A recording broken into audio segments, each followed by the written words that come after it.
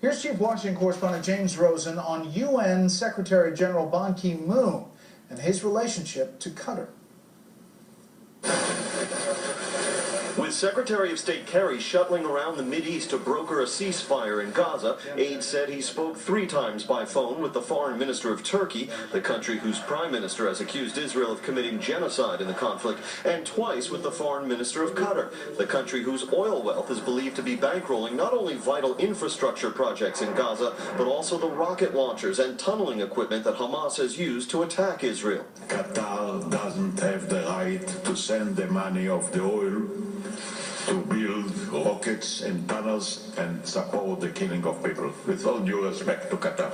UN Secretary General Ban Ki-moon, who arrived in Jerusalem on the same day as Kerry, faced criticism about how he got there. Mr. Secretary General, do you think it's appropriate for Qatar to be paying for your flight here, given their support of Hamas? Ban said he didn't have time to waste, and his aides rejected any conflict of interest. There's a number of different parties he's been meeting with, and he deals with them equally and even-handedly, trying to get at a ceasefire. The State Department's latest terrorism report said Qatari-based terrorist fundraisers, whether acting as individuals or as representatives of other groups, were a significant terrorist financing risk and may have supported terrorist groups in other countries. I hope that Secretary Kerry is telling the Qataris they've got to get with the program and join the other Arabs in the Gulf, Egypt, Jordan, in being against Hamas and pushing for a quick ceasefire without all of Hamas's war aims being met. The other countries in the region who can push Hamas to accept a ceasefire.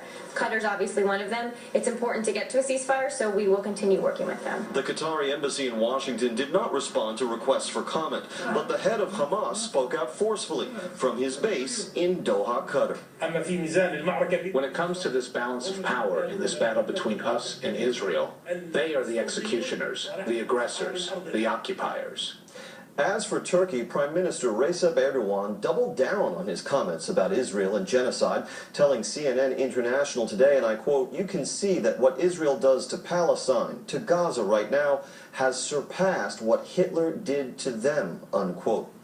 Marie Harf said that Secretary Kerry has been protesting Erdogan's remarks in his talks with Turkey's foreign minister. Brett.